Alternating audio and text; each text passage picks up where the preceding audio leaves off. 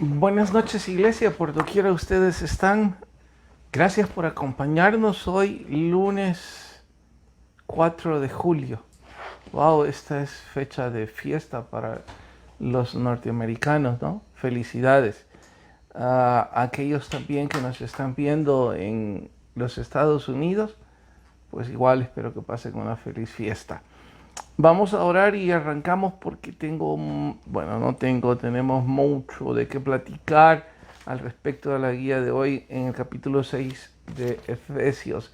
Era apenas un capítulo, pero era tan extenso, no en cantidad de versículos, sino en el contenido, que el tiempo obviamente no va a ser nuestro amigo. Señor, te rogamos que la gracia de tu Espíritu nos abrace y que por favor nos edifiques y nos hables. En Cristo Jesús lo rogamos.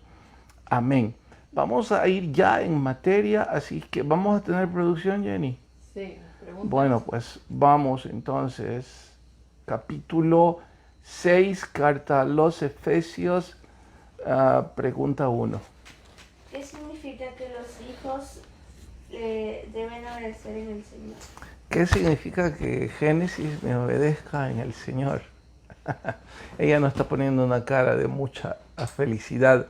Voy a intentar explicar esto de la misma forma que John MacArthur lo hace en su libro Comentario a los Efesios. Él pone de ejemplo el famoso ensayo con el sapo en la olla de hirviendo. ¿Saben al respecto? ¿Ustedes sabían sobre ese ensayo, ese experimento? Hay videos, es muy popular, pero se los voy a explicar.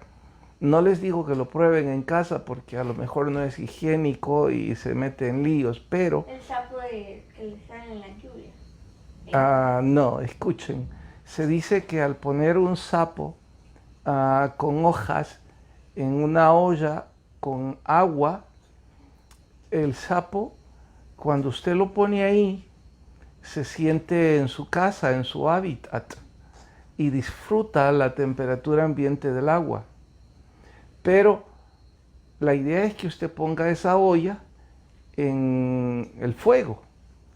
Como todos sabemos, el agua no va a encontrar el punto de ebullición de inmediato, sino que es un proceso que implica tiempo. Así que a medida la temperatura está provocando, obviamente, que el agua empiece a calentarse, pero ¿qué haría diría yo, casi cualquier animal, no solo un ser humano, al sentir que el agua está empezando a calentar? Su instinto lo haría saltar, huir para protegerse. Pero el sapo, lejos de huir, al principio, cuando el agua está calentando, siente comodidad, le place. Es un jacuzzi, padre. Es un jacuzzi. Y lejos de huir, se siente muy Feliz. placentero, muy acomodado.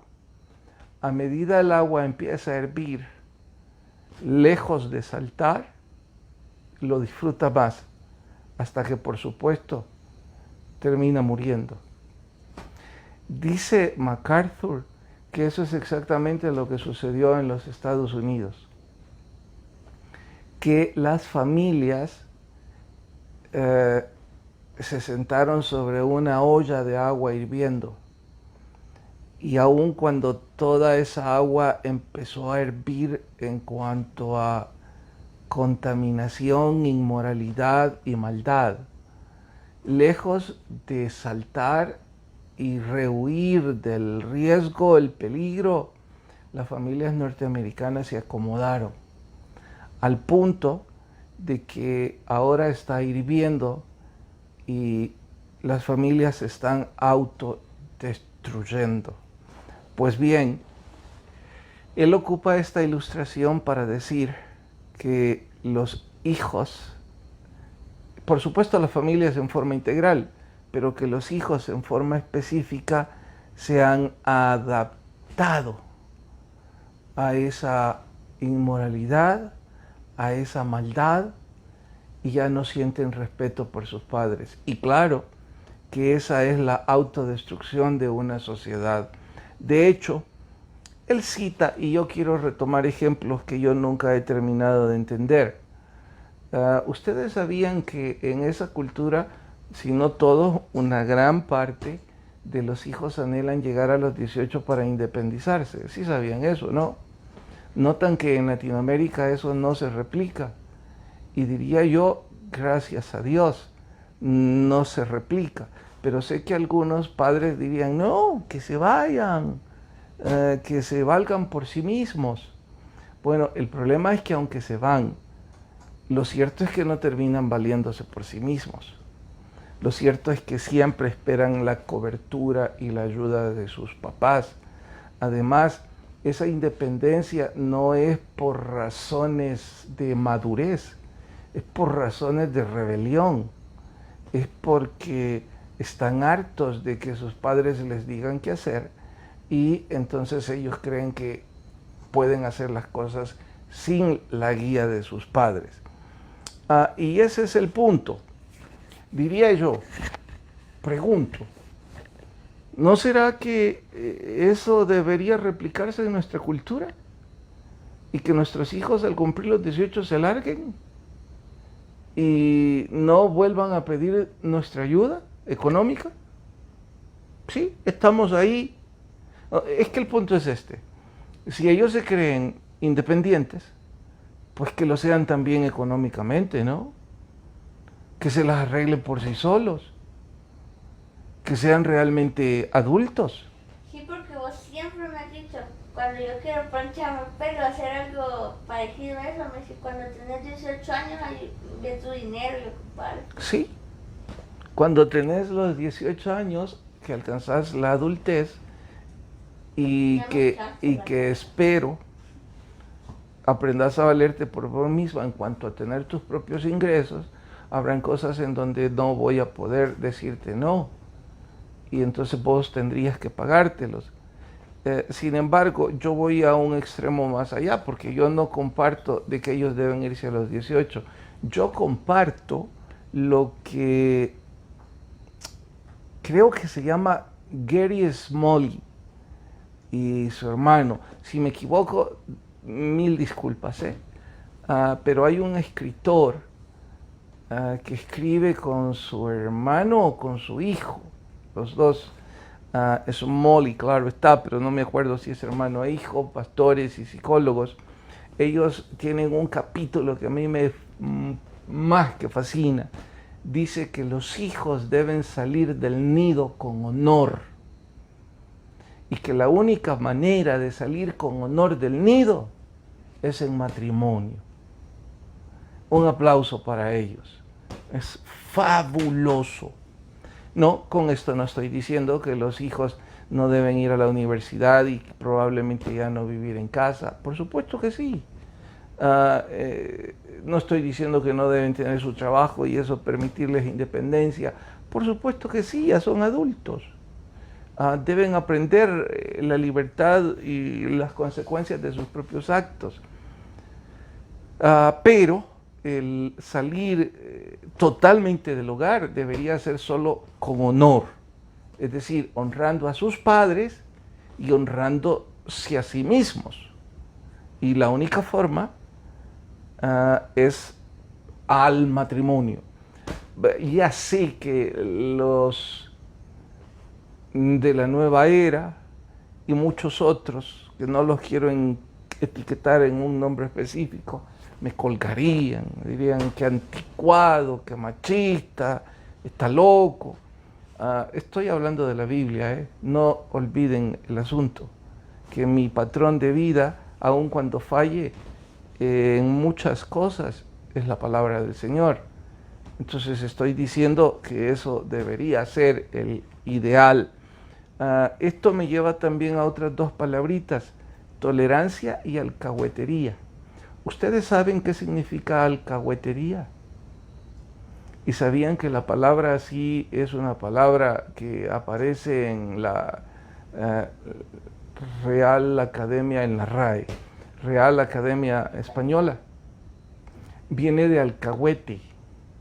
¿Saben quién era un alcahuete? No. Bueno, alcahuete era el que le llevaba mensajes, por supuesto ocultos, al amante. Claro. Cartas de amor. Bueno, cartas de pasión sería, ¿no? De amor. Porque una relación con un amante no nace en amor, tendría que nacer en una pasión. Pero el punto es este, alcahuete era una especie de rufián. De ahí que alcahuetería es la actitud oculta de ese mensajero, mezquina, egoísta. Bien, yo quiero preguntar a todos los papás que me están escuchando hoy, ¿cuál es la diferencia entre la tolerancia y la alcahuetería? A ver, Jenny, decime. Tolerar si le has dado como unas reglas y se sale, tolerás y después corregís. ¿Y alcahuetería? Es que ahí haga lo que quiera y te haces el que no está viendo lo que está haciendo. No. Tolerancia nace en el amor, en el deseo de que nuestro hijo corrija, que nuestro hijo... ¿Hay algo ahí, Jenny? Sí, pero... Me voy a esperar porque eso me distrae. Decime qué hay. Que un hermano me estaba diciendo que dejó una pregunta en el club de lectura, pero le estoy escribiendo que no la hemos visto, las disculpas. Ok. Decía entonces que tolerancia nace en el amor. Alcahuetería nace en el miedo. El miedo no es amor. El miedo es, ay, y si no le... Vamos a poner un ejemplo. Un chico de 18 años que a pesar de que yo le pago su universidad, no tengo un hijo hoy por hoy de 18 años, entonces tengo libertad de poner el ejemplo y entiendan de que no estoy aludiendo a mis hijos, bendito Dios esta vez. Si uno de mis hijos en 18 años, que yo le pago la universidad, yo le pago la comida, yo le pago dónde vivir, yo le pago su existencia, a los 18 años me dice que ya no le da la gana de ir a la iglesia. Bueno, yo hice un pacto, yo y mi casa serviremos a Jehová. Escogeos hoy a quien sirváis. Yo y mi casa vamos a servir a Dios. A vos ya no te da la gana, largate. Eso sería entonces, pero pastor, lo voy a echar. Bueno, atienda esto. Podría ser tolerante por amor a que él recapacite y retome el camino al Señor. ¿Cómo? Intentando quitarle privilegios. Bueno, ya no te voy a dar dinero. Bueno, olvídate del carro. Olvídate de esto, olvídate de lo otro. Poco a poco quitándole todo, en el afán de que él escarmiente y vuelva a sus caminos al Señor. Hasta el punto en donde tengo que decirle, ya no puedo más, vas a tener que irte. Que quiera Dios, no lleguemos hasta ahí. ¿Por qué? Porque creo que cuando empieza el chico o la chica de 18 años, tenemos una gama larga de privilegios que podemos ir arrebatando. Ya mencioné algunos, pagar universidad, los que tienen la posibilidad que le dan un coche, que les dan mesada significativa, ropa como quieran, pagarles internet. Hay una gama larga. Estoy dándole ideas, papá, ojalá o mamá, presta atención a esto. Bueno, eso sería tolerancia. ¿Qué es alcahuetería? Alcahuetería es consentimiento para la destrucción. Como usted tiene miedo que el niño se vaya, que la niña se vaya o que el niño se vuelva un rebelde o ella se vuelva una rebelde, empieza a consentirle y a dejar que la niña o el niño haga lo que le da la gana. Usted lo está llevando a la desgracia. Eso es ser una alcahueta o un alcahuete. Y aquí usted debe tomar una decisión y pedirle al Señor la sabiduría y la gracia. ¿Qué es lo que usted quiere hacer con su hijo o su hija? Triste aquellos papás que sus hijos, siendo todavía unos adolescentes, 20, 22 años, que siguen siendo mantenidos por sus padres, ya hacen lo que les da la gana. ¡Wow! ¡Qué falta de autoridad y de responsabilidad delante de nuestro Señor!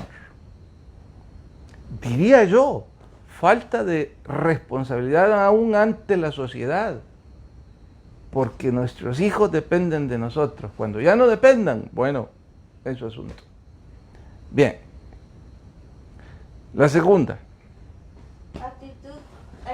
Aclare lo que significa honrar a padre y a madre. La etimología de la palabra honrar es respeto, decencia y decoro. Virtudes, valores que se han perdido. Hijos no tienen más respeto por sus padres. Todo lo que acabo de decir antes es prueba de ello. Decencia, decoro, todos esos valores han quedado en esa agua hirviendo, destruyendo a nuestra sociedad. Continuemos. Provocar a nuestros hijos. Provocar a nuestros hijos. Esta es una parte interesante y yo creo que los hijos aquí van a estar felices y van a decir, siga, esos ejemplos son importantes. Provocar viene de la idea de abusar, de limitar o robar los derechos de nuestros hijos. ¿Nuestros hijos tienen derecho? Por supuesto que sí. Ahora les diré algunos de los abusos que también MacArthur sugiere los hijos sufren por padres provocadores. Entre otros, dice el favoritismo, que cuando los papás favorecemos a uno de nuestros hijos, obviamente estamos lastimando a uno de los hijos, y que eso es un abuso, eso es provocarlos a ira. Cuidado, papá y mamá, si usted muestra preferencias por uno de ellos. También la sobreprotección, sorprendámonos, sobreproteger a nuestros hijos es arruinar sus vidas, es provocarlos. Por eso es que deben empezar a trabajar a los 18, Vaya, papi. Ya te quedan 8 a vos. Bien, dice obligarlos a nuestras propias metas cuando ellos no las comparten. Puntualmente asuntos de vocación o profesión, en donde quizás hay hijos que no quieren seguir las carreras que sus padres les recomiendan o les demandan y los papás los obligan. Aún con todo eso, no estoy diciendo que los papás no hacen bien en conducir a sus hijos por una carrera. Es más, quiero decirles que yo he visto en la iglesia que pastoreo una cantidad de hijos que menosprecian las carreras, los negocios o el taller de sus papás, sea taller de costura o de mecánica, y que ellos en forma despectiva dicen que ellos quieren ser algo diferente en la vida. Bien por ustedes. Lo raro es que se criaron de lo que sus padres hicieron toda la vida en eso y siguen pidiendo dinero de eso y están yendo a la universidad con ese dinero, lejos de menospreciar lo que su padre les dio. Deberían honrarles. Eso significa mostrar respeto, decoro.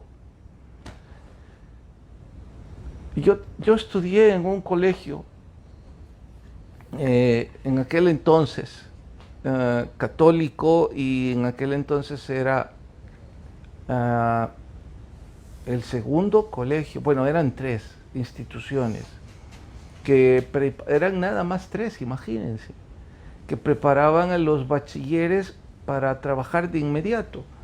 Era el bachillerato industrial.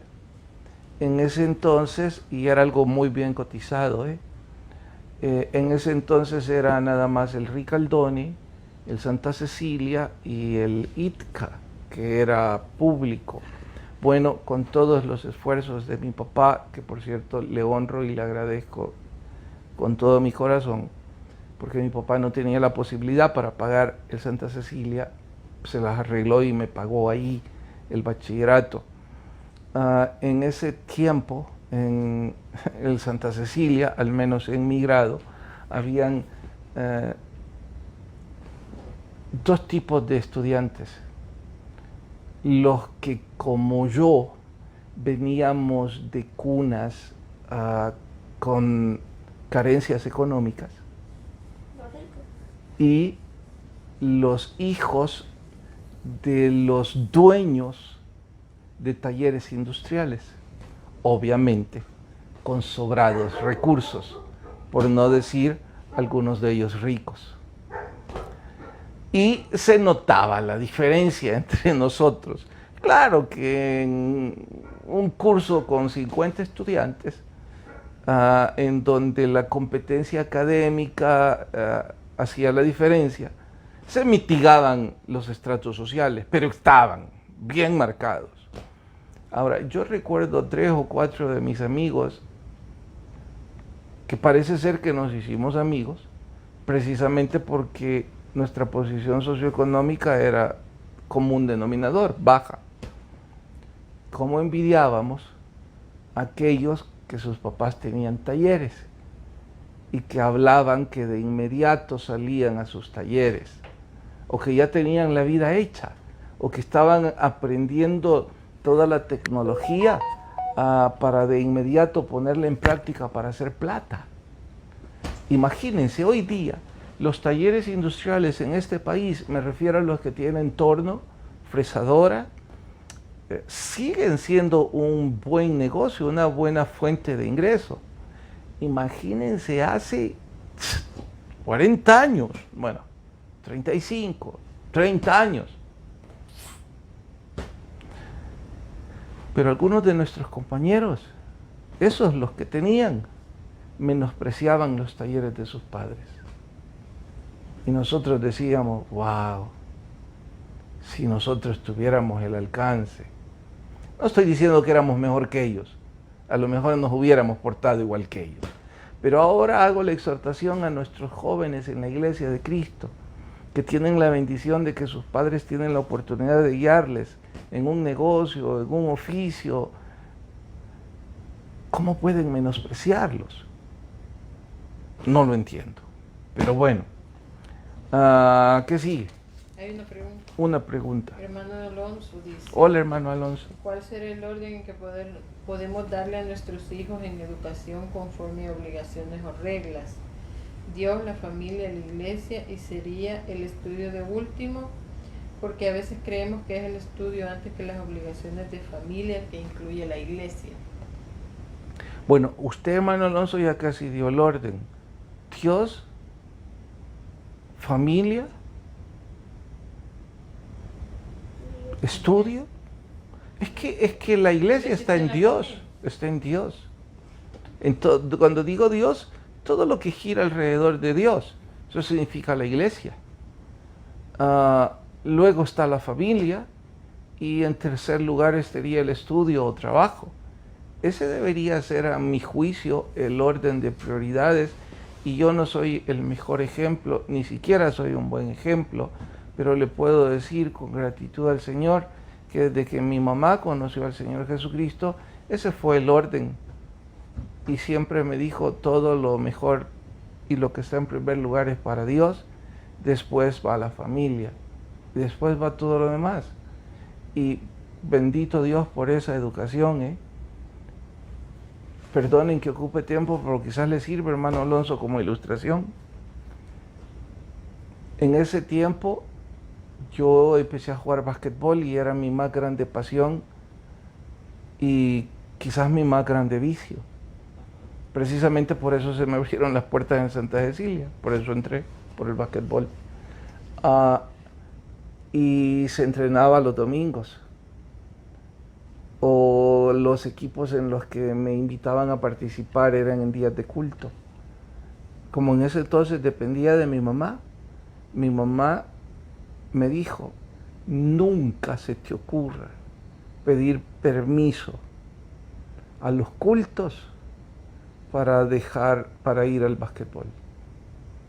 Primero la iglesia, después arreglátelas. Nunca pasó. Aun cuando me moría de ganas, porque muchos torneos eran de en domingo, nunca lo hice. No por mi virtud, por el mandato de mi mamá. Wow, mire la cosecha que eso trajo a mi vida.